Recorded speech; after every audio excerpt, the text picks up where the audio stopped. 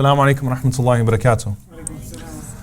أعوذ بالله السميع العليم من الشيطان الرجيم بسم الله الرحمن الرحيم الحمد لله رب العالمين ولا عدوان إلا على الظالمين والعاقبة للمتقين اللهم صل وسلم وبارك على عبدك ورسولك محمد صلى الله عليه وسلم وعلى آله وصحبه وسلم تسليما كثيرا. So we left off last night. We spoke about Ibn Abbas radiallahu ta'ala anhu when Ali radiallahu ta'ala anhu sent him to the Khawarij to actually address the Khawarij. And we mentioned the diplomacy of Ibn Abbas, the way that he was able to maintain neutrality with all of the different companions, with all of the different groups, his appearance, his eloquence, the way that the haiba that he had, the presence that he had. And subhanAllah, just that incredible sight of bringing at least anywhere from 2,000 to 24,000. I mean, the narrations are very different in regards to how many people followed him back to Ali radiallahu ta'ala anhu, but thousands of people back to Ali radiallahu ta'ala anhu. Now, just to kind of give you guys some historical context here, okay, and the reason being that with every one of these companions, with the exception of Ibn Mas'ud, we're going to get to the same subject, the same part of the story, every single time, which is the conflict between Ali radiallahu ta'ala anhu and Muawiyah radiallahu anhu. In essence, what you have is Ali radiallahu anhu trying to establish a stable government after the assassination of Uthman, and you have a group of companions that are very emotional over the death of Uthman radiallahu anhu. Now, to help you understand what's going on in Ash-Sham, Muawiyah was the governor in Ash-Sham. Okay? Muawiyah radiallahu anhu is a cousin of Uthman radiallahu anhu. When Uthman radiallahu anhu was assassinated, his wife Naila was there. Okay, she was in the room when he was assassinated, and in fact her fingers were cut off when she tried to defend Uthman radiallahu ta'ala anhu. And so she was extremely emotional, obviously, about the death of her husband and what had happened there. And so when she wanted them to go right after the killers of Uthman, and some of the Sahaba said, well, that's not wise, because if we do that, then it's just going to add to this chaos. No one really knows who was with who. They've kind of blended in now, and it's, we have to get things straight first. But Naila radiallahu ta'ala anha, what she did was she sends a letter to Muawiyah. And with that letter, she sends the shirt of Uthman stained with blood. And she sends her fingers. And she says to Muawiyah that it is upon you to avenge the death of your cousin. So when this came, and this was presented to Muawiyah actually as he was on the Manbar in Ash-Sham, as he was on the Manbar in Syria. When the people in Ash-Sham saw the shirt of Uthman and they saw the fingers of Naila, they saw this, they all broke down into tears. It was very emotional for them. And that's when Muawiyah swore that he would come after the killers of Uthman. So you had the people of Ash-Sham now that are putting pressure on Ali radiallahu ta'ala anhu to pursue the killers of Uthman right away. Ali radiallahu anhu saying, first we have to settle things down. You have Aisha radiallahu anha, Az-Zubair and Talha radiallahu anhuma. Those three companions, and they're coming from Medina. Okay, coming from Medina, and then there are people that are gathering from Hajj, because realize, as we said, Uthman was killed around the time of Hajj. Ibn Abbas was the Amir of Hajj. He was leading the delegation to Hajj that year. So Aisha, Talha and Az-Zubair marching with a large group of people towards Ali radiallahu ta'ala anhu in al-Iraq to demand retribution. Now, Aisha radiallahu anha is not coming, nor are Talha and Az-Zubair, with the intention of fighting Ali. It's almost a large protest. Okay? You have a large group of people that are coming and demanding that either you go after the killers of Uthman or we will go after them. Okay? So now a conversation takes place when Aisha, Talha and Az-Zubair come. A conversation takes place between them and Ali radiallahu ta'ala anhu. Ali radiallahu ta'ala anhu assures them that he will pursue the killers. And Ali radiallahu ta'ala anhu, they come to this agreement basically, and Ali announces that whoever had anything to do with the killing of Uthman, stay away from my army, do not return back with us. They both go to their camps that night. While they're at their camps that night, those that instigated the murder of Uthman and the people that were instigating the fitna in the ummah as a whole, they came together, they said, look, if they're united, then we're in trouble. If things actually get stable, then we're in trouble. So they attack both armies at night, so that each army thinks that the other one has attacked. Now, Ibn Abbas radiallahu ta'ala anhu was, he was an ambassador. He was one of the commanders of Ali radiallahu ta'ala anhu. He was in charge of one of the wings of the army of Ali radiallahu ta'ala anhu. So he was involved in that battle.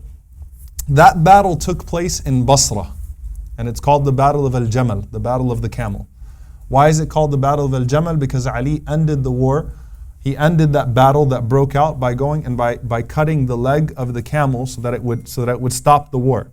Okay, it stopped the battle altogether. So that's called the Battle of Al-Jamal.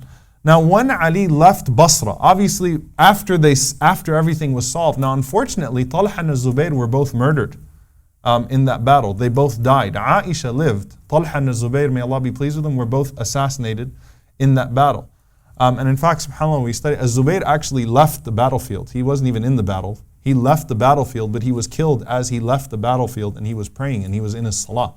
So this was the first time anything like this had ever happened in the ummah, where you had Sahaba fighting each other with swords, killing each other, and trying to figure out what was going on. They weren't accustomed to this.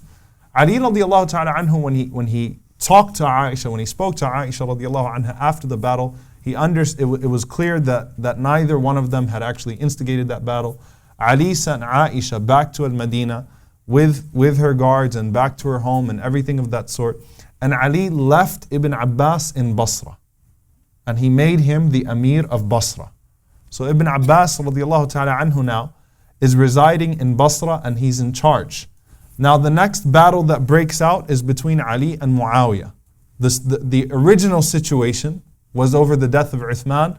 Now it's a power struggle. Now Muawiyah is claiming to be the Khalifa himself, Ali radiallahu ta'ala anhu as well. Okay, and Ali radiallahu anhu is from Al-Khulafa Ar-Rashidin. He is the rightful Khalifa.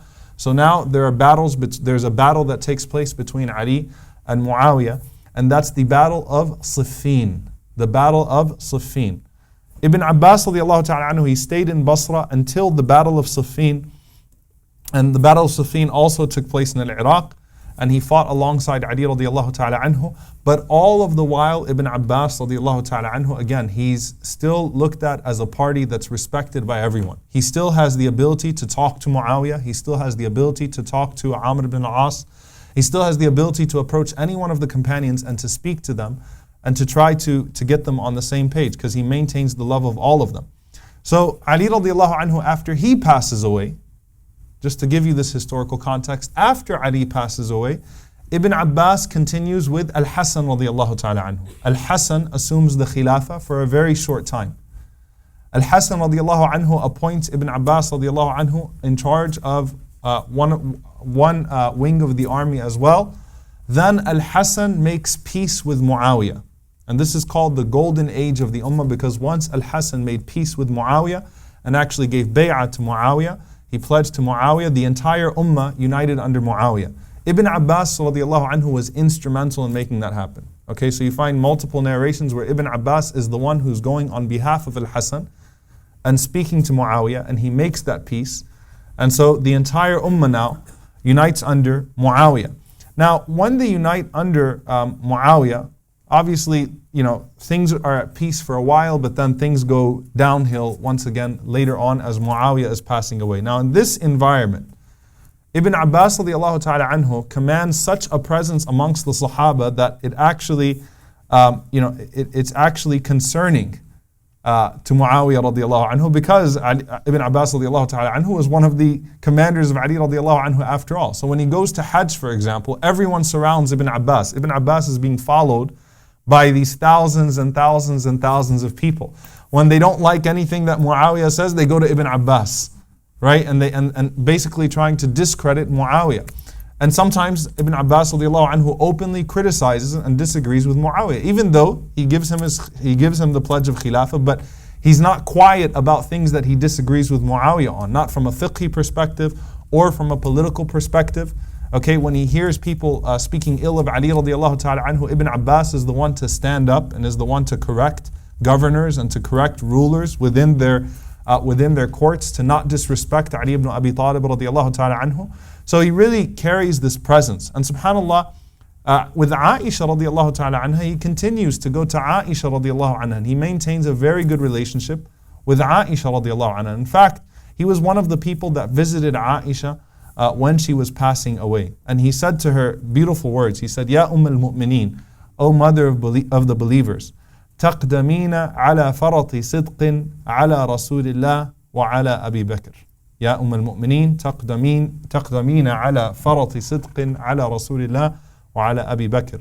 That he said to her that, O mother of the believers, you are leaving this world to join the truthful forerunners, السابقون, Rasulullah sallallahu alayhi wasallam and Abu Bakr radiallahu ta'ala anhu. So it's very clear, again, the point that I'm trying to make is, he really maintains that credibility with all of the Sahaba, no matter what's going on.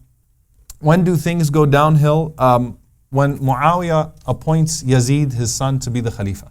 And that's where we find that all of the Abadila, all of them, with no exception, refused to give bay'ah, refused to give their pledge to Yazid ibn Muawiyah.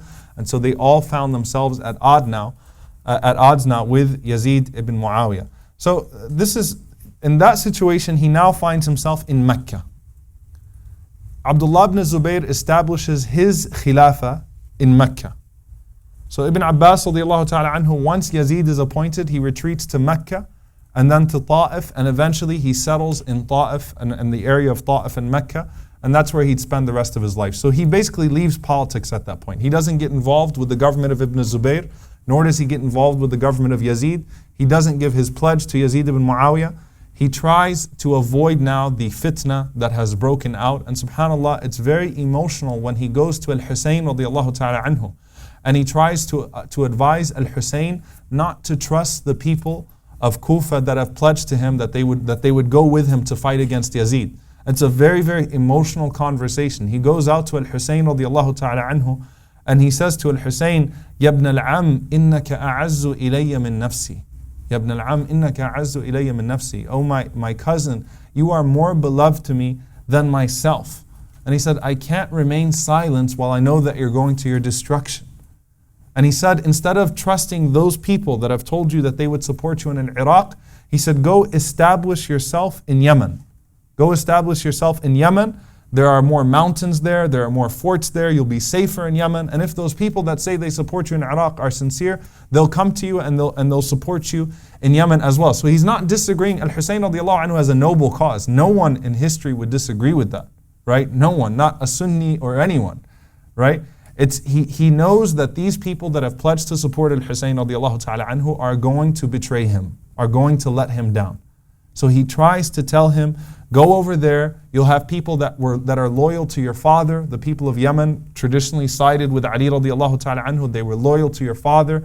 There are people that will take you in. It's a better place geographically, strategically. Go establish yourself in Yemen first. Do not go and try to take on Yazid from that direction, trusting those people in Iraq. Now Al-Husayn radiallahu ta'ala anhu, he refused and he told them that he was going to go forth in doing what he planned to do anyway. Ibn Abbas radiallahu anhu, he started to cry. And Ibn Abbas radiallahu anhu said that if I could, I would grab you by your hair and I would hold you. You know, even if the people made kufr on me, I would still hold your head. I wouldn't let you go. He said, but if you're going to go forth, then at least leave the women and the children of your family behind and let us take care of them. Because I don't want you to be assassinated in front of your family the way Uthman radiallahu anhu was assassinated in front of his family. So Ibn Abbas says, just leave your family behind then. You know, we'll take care of them because I don't want them to have to witness what the family of Uthman radiallahu ta'ala anhu witnessed. And subhanAllah, Husayn radiallahu ta'ala anhu carried on. And of course, Husayn radiallahu ta'ala anhu was betrayed by the people that said that they would support him. And Husayn radiallahu ta'ala anhu was assassinated. So Ibn Abbas radiallahu anhu tries at this point now to withdraw himself. Okay? In Mecca, he has a lot of, he gets into arguments with Ibn Zubayr. They have disagreements, but at the same time, obviously, he respects and he loves Abdullah ibn Zubayr and he gives him advice in many situations. And when we study the Khilafah of Ibn Zubayr radiallahu ta'ala anhu, we'll see how that Khilafah went.